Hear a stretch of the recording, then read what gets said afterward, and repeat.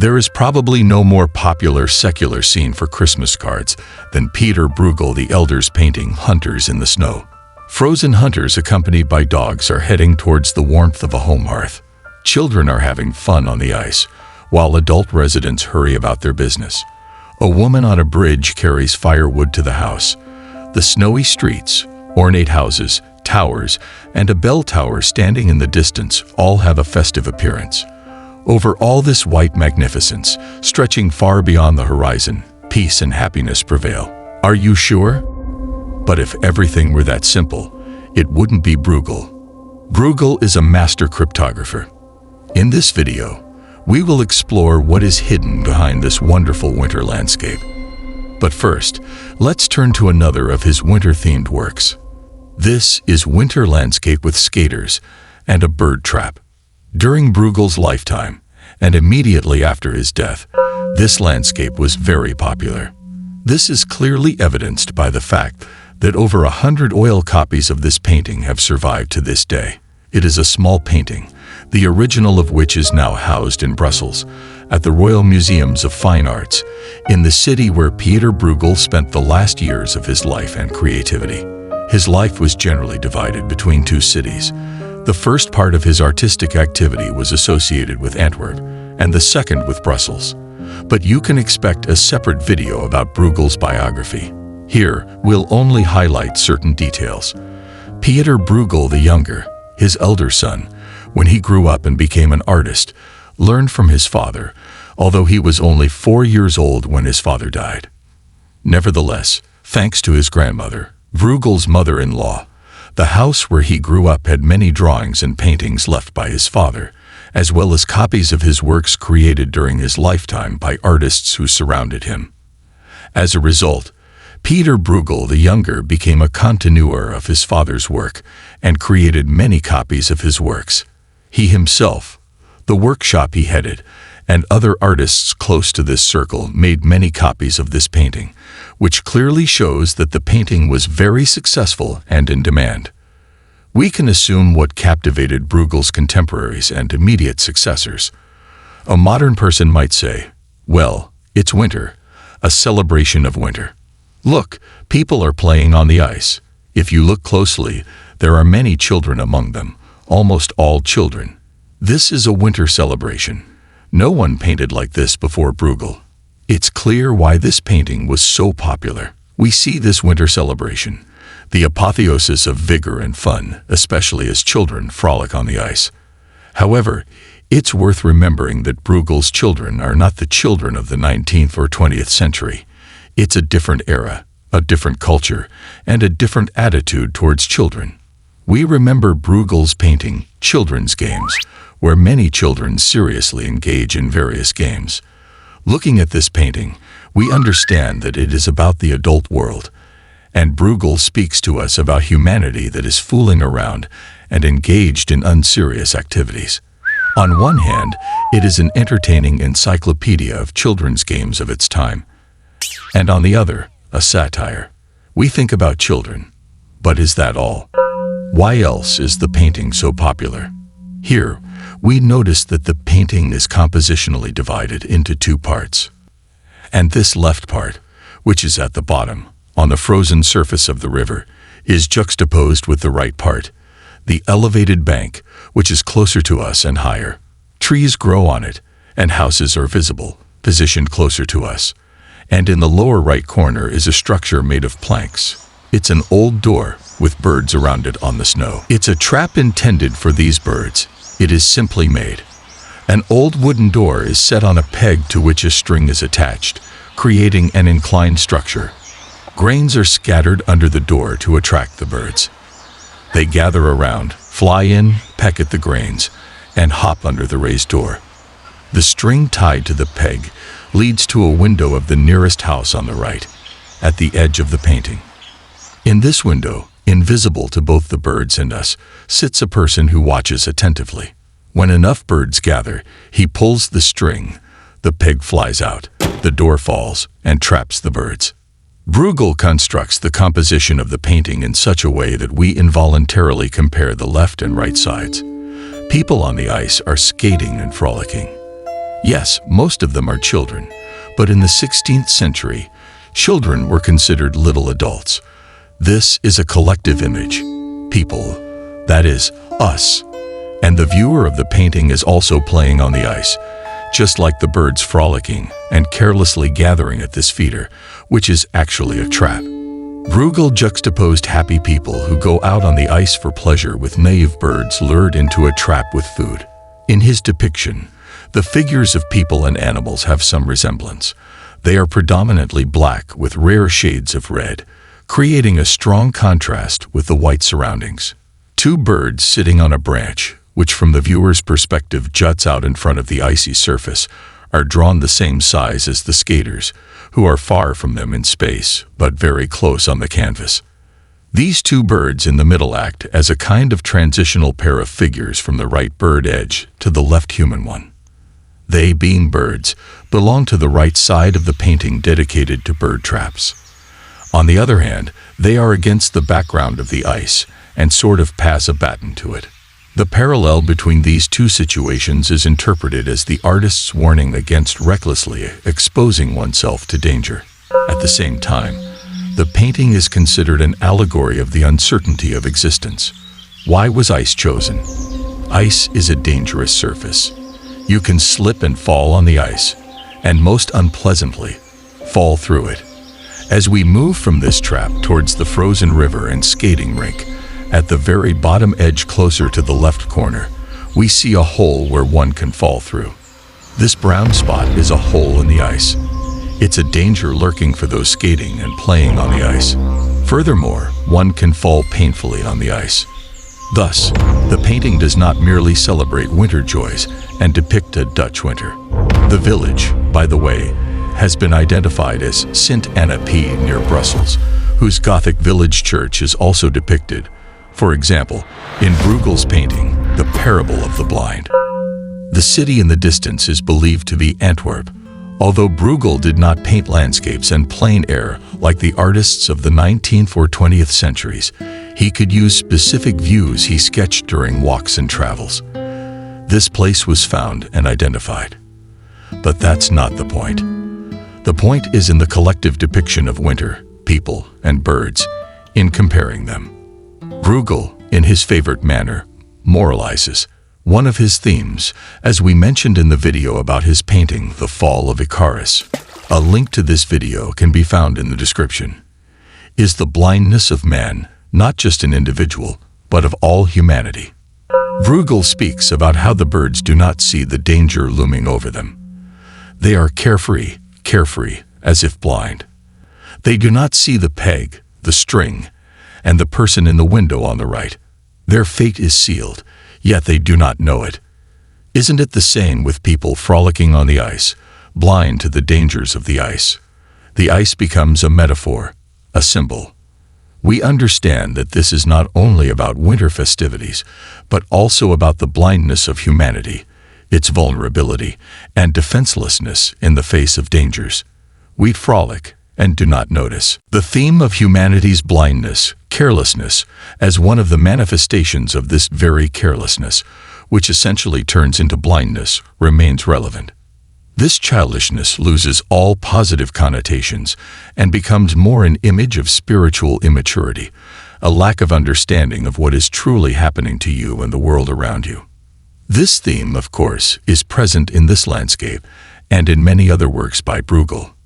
But let's continue delving into the context before approaching the painting, Hunters in the Snow. When we say Bruegel, we inevitably mention Bosch. Pieter Bruegel the Elder was inspired by Bosch's works, as seen in his early paintings with grotesque figures and fantastical elements. Both artists addressed social and religious themes, using complex symbolism and allegories. Bruegel developed Bosch's style by adding elements of satire and genre scenes from everyday life. Let's turn to a work that is neither thematically nor stylistically related to Bruegel's winter landscape, Bosch's famous triptych, The Garden of Earthly Delights. Why? We're interested in the right panel. The central panel represents the earth, the Garden of Earthly Delights. The narrow vertical left panel depicts paradise with God, Adam, and Eve, a heavenly fountain, and so on. The narrow horizontal right panel, in dark, almost grim black tones, represents hell, and it is hell that interests us the most. Take a look at Bosch's hell. In the center of Bosch's hell is a skating rink.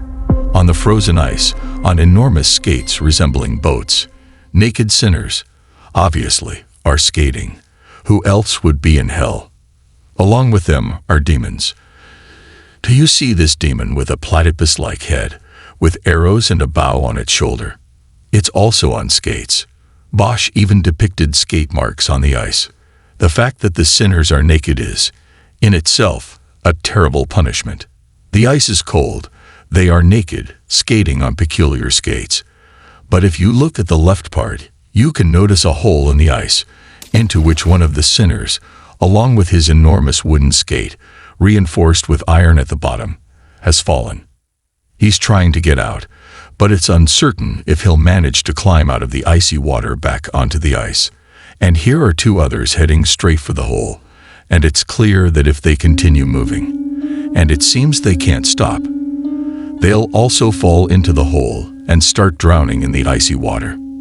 This is very interesting because, in Bruegel's work, a hole in the ice serves not just a mundane function as a water source, but may have a deep subtext, representing a real danger. But when did Bruegel first turn to the theme of winter and ice skating?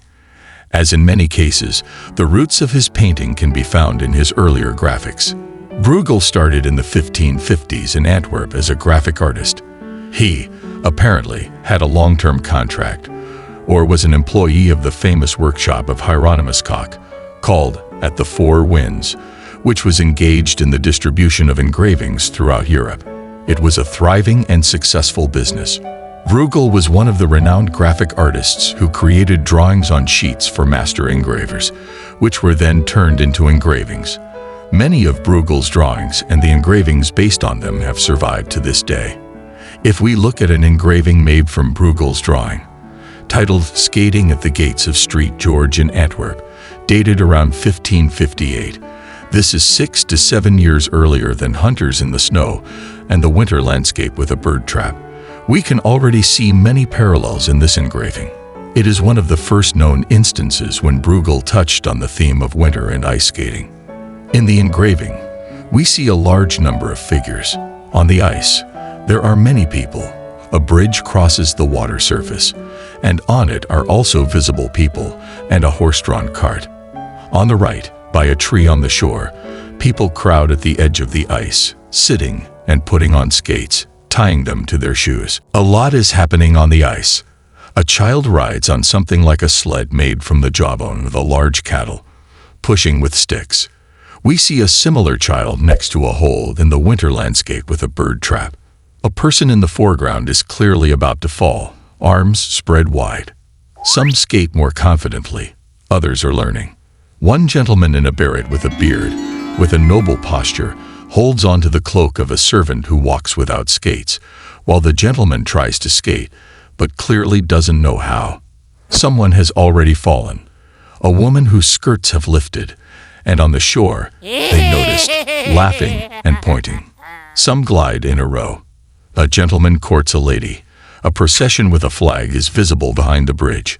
Of course, there's a person with a stick and a puck, the Bruegelian hockey player. And of course, the hole in the ice is missing. There it is. Someone has already fallen into it, and they are trying to pull them out. On the bridge, people are shouting, trying to help. Bruegel often depicts a skating rink with a hole in the ice, a danger he first illustrated in 1558. It's a symbol of instability and threat, frequently found in Bruegel's creations. It serves as a reminder of the fragility of existence, similar to carefree birds caught in a trap.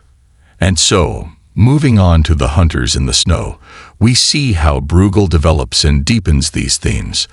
This remarkable painting is part of the months or seasons cycle. The seasons cycle was created in 1565, just like our first winter landscape with skaters and a bird trap. All the works in this cycle, including the Hunters in the Snow, were painted in the same year, 1565. The painting The Hunters in the Snow was included in the list of the 100 most significant masterpieces of Dutch and Flemish art from the mid-14th to the mid-18th century, according to the International Network of Curators of Dutch and Flemish Art, CODART. Most scholars agree that originally there were 6 paintings in the cycle, of which only 5 have survived. Today, we imagine such a cycle either in 4 paintings corresponding to the seasons or in 12 corresponding to the months. But in the 16th century in the Netherlands, the year was divided into 6 periods. In addition to autumn and winter, there were early and late spring, as well as early and late summer. Traditionally, such series depicted domestic activities and entertainments characteristic of each season. Early summer corresponds to the painting The Hay Harvest, late summer to the harvest, autumn to the return of the herd, winter to the hunters in the snow, early spring to the gloomy day. And late spring is lost. The year began with Easter, so The Hunters in the Snow was the last painting in the cycle. All paintings were created during the mature period of Bruegel the Elder's work. The series was commissioned by the Antwerp merchant Nicolaas Jongelink. The paintings were intended to decorate his country house. But when he faced financial difficulties, he pawned all the paintings and couldn't redeem them. At the end of the 16th century, the city of Antwerp presented the seasons to the younger brother of Holy Roman Emperor Rudolf I, Archduke Ernest, during his tenure as regent of the Spanish Netherlands. Thus, this cycle ended up in the Habsburg collection. However, it is now distributed among different museums. The Harvest is in the Metropolitan Museum in New York. The Hay Harvest is in Prague. The Hunters in the Snow, together with The Gloomy Day and The Return of the Herd, are in the Kunsthistorisches Museum in Vienna, which houses the world's largest collection of works by Pieter Bruegel the Elder. In all the paintings of the cycle, the artist and viewer look down upon the valleys and people with their customary activities. Unlike the traditional depiction of the seasons in books of hours and paintings, where the main theme was always people's activities, Bruegel broadens the perspective. What were the usual winter activities for people of that time? They warmed themselves by the fire, hunted, and collected firewood. Bruegel retains all these activities, but radically transforms them. For example, his characters do not sit indoors by the fire but stand outside, burning a tall bonfire, bringing bundles of straw to it. The reasons for this remain in question, as there are many theories as to why they burn such a bright and fast-burning straw fire in front of the house. The main group of characters in the painting is the hunters, who gave the work its name. There are 3 of them, and they are returning with dogs from the hunt. They carry long pikes on their shoulders, like hunters in books of hours and breviaries, where hunting is one of December's activities. With dogs and pikes, they could hunt not only small game but also deer, boar, or bear. However, this time the hunters have meager prey. But in books of hours, on the contrary, hunters always celebrate victory. They have caught the prey, cornered a huge boar in the forest, and it is already lying on its side. The hunters with pikes stand around, and one of them typically triumphantly blows a horn, calling the other participants of the hunt. Dogs are biting the boar from all sides, and the hunters are pulling them away by their ears. Bruegel's hunters return with nothing. We understand that they are heading back to the town visible below.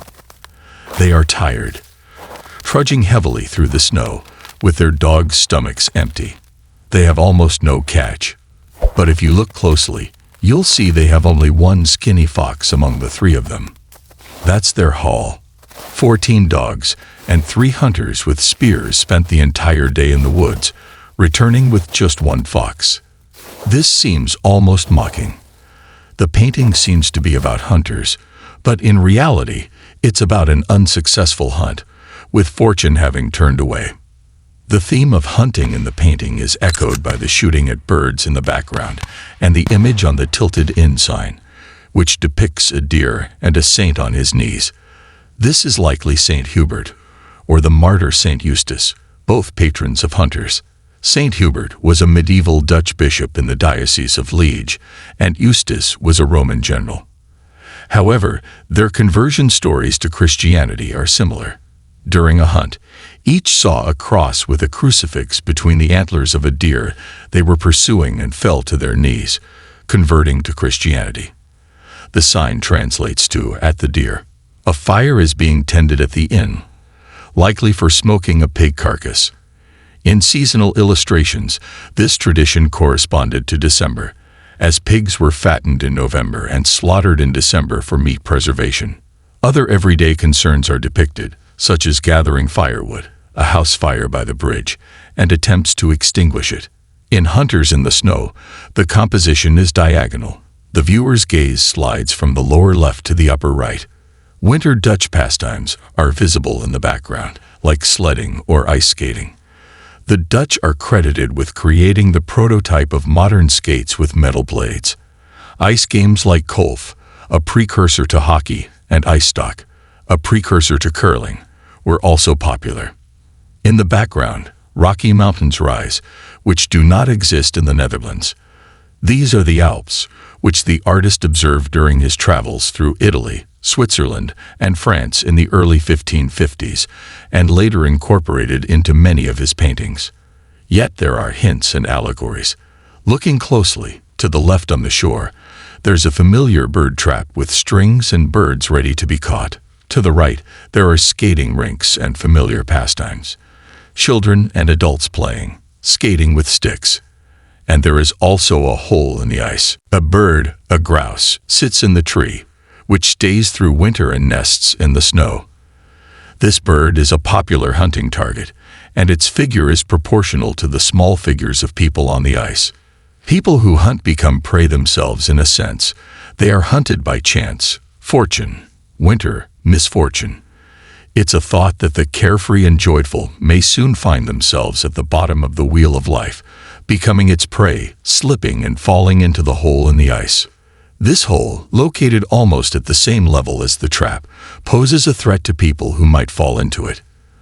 Thus, the danger for birds rhymes again with the danger for people. Bruegel's rink can be interpreted as the rink of life, a dangerous slide in pursuit of fortune. Here, a very interesting ironic play arises with the theme of who is the hunter and who is the prey.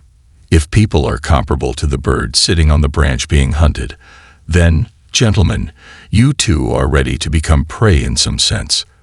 The painting is filled with ominous and gloomy signs, and it is not a celebration of winter as beauty, festivity, or winter fun and happiness, as we, people of later cultures, tend to think. It is important to understand that we are looking at the 16th century, and winter will continue to have negative connotations in literature and art for quite some time.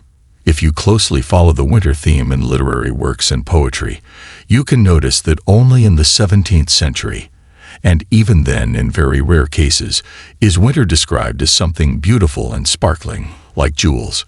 Berries in ice, branches in frost resembling silver.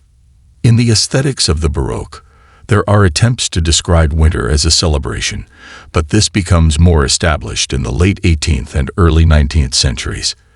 In the 16th century, winter was perceived differently. Let's take a closer look at this fragment. The symbolism is formed from the central part of the painting. This fragment carries symbolic meaning. The juxtaposition of the bird and people, the subtle but important patch of open water, danger, the grouse on the branch. The bird traps and the grouse itself add the context of a hunt that has failed, fortune has turned away. You can't just point and say, "Look, it's about this figure, this patch of water, this bird trap, or this bird on the branch."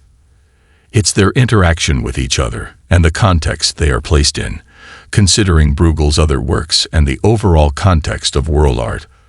All of this together, both what is visible to our eyes and what is invisible, hidden off-screen, creates a visual symbolic realm. This is quite a complex thing, even though it may seem simple at first glance. But most importantly, Bruegel has a lot of humor.